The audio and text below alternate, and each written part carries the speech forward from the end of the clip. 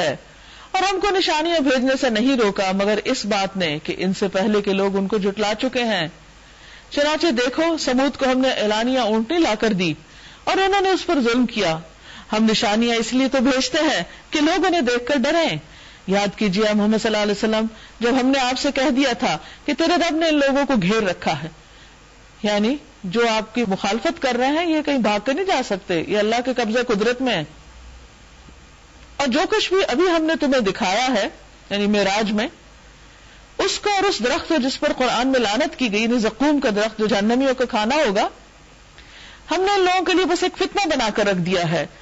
ہم انہیں تنبیہ پر تنبیہ کیے جا رہے ہیں مگر ہر تنبیہ ان کی سرکشی میں اضافہ کرتی، یعنی ابو جہل وغیرہ جو تھے وہ زقوم کا مذاق اڑاتے تھے، اس کی طرف اشارہ ہے۔ پھر یہاں حضرت آدم علیہ السلام کی تخلیق کی بات دوبارہ کی جا رہی ہے۔ وَإِذْ قُلْنَا لِلْمَلَائِكَةِ اسْجُدُوا لِآدَمَ فَسَجَدُوا إِلَّا إِبْلِيسَ، یاد کرو جب ہم نے ملائکہ سے کہا کہ آدم کو سجدہ کرو تو سب نے سجدہ کیا مگر ابلیس نے نہ کیا۔ اس نے کہا کیا میں اس کو سجدہ کروں جسے تو نے مٹی سے بنایا؟ پھر وہ بولا دیکھ تو صحیح، کیا یہ اس قابل تھا کہ تو نے اسے مجھ پر فضیلت دی؟ یعنی اس کا سارا دکھ ہی یہ تھا کہ انسان کو سجدہ کیوں کروایا گیا، حسد، اور یہ حسد بڑی بری بیماری ہوتی، انسان کو ذلیل کر کے رکھتی۔ یعنی بعض اوقات انسان جس سے حسد کر رہا تو اسے نقصان دینے کی کوشش کرتا ہے لیکن وہ خود پھنس جاتا ہے، خود ٹریپ میں آ جاتا ہے۔ اس نے کہا دیکھ تو صحیح، کیا یہ اس قابل تھا کہ تو نے اسے مجھ پر فضیلت دی؟ اگر تو مجھے قیامت کے دن تک مہلت دے تو میں اس کی پوری نسل کی بیخونی کر دوں گا۔ اتنے غصے میں تھا وہ کہ میں آدم کی ساری اولاد کو اپنی طرف لے جاؤں گا، بس تھوڑے سے ہی مجھ سے بچ سکیں گے۔ اللہ تعالیٰ نے فرمایا اچھا تو جا، ان میں سے جو بھی تیری پیروی کریں گے تجھ سمیت ان سب کے لیے جہنم میں بھرپور جزا ہے، اور تو جس کو اپنی دعوت سے پھسلا سکتا ہے پھسلا لے۔ استفزاز کہتے ہیں کسی کو ہلکا اور کمزور پا کے اس کے قدم پھسلا دینا، یعنی اس کو ہٹا دینا اس جگہ سے جو وہ کر رہا ہو۔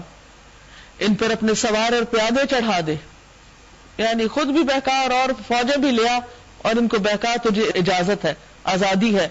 مال اور اولاد میں ان کے ساتھ ساجھا لگا، یعنی ان کے مال اور اولاد جو اللہ نے دی ان کو چاہیے تو یہ کہ اللہ کے راستے میں لگائے، لیکن تمہیں بھی آزادی ہے، تم چاہو تو تم ان کو اپنا بنا لو، یعنی وہ ان کی اولاد اور مال تیری مرضی کے مطابق کام کریں۔ اور ان کو وعدوں کے جال میں پھانس، یعنی غلط امیدیں دلا اور سبز باغ دکھا۔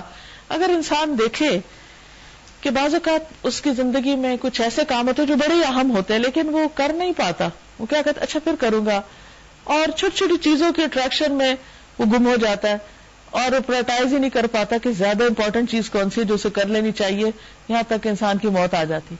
بہت سے نیک کاموں کو انسان ٹالے رکھتا، اچھا کروں گا، اچھا آج نہیں، کل نہیں، پرسوں، اور وہ ہونے سے ہی رہ جاتے۔ یہ کیوں ہوتا ہے؟ کبھی انسان نے سوچا؟ شیطان صرف یہ نہیں کرتا کہ آپ کو اچھے کام نہ کرنے دے، وہ بعض اوقات اس لیے کرنے دیتا ہے کہ چھوٹے چھوٹے کاموں میں لگے رہو اور بڑا جو زیادہ فائدے کی انویسٹمنٹ ہے وہ نہ کر سکو، وہ بھول جاؤ۔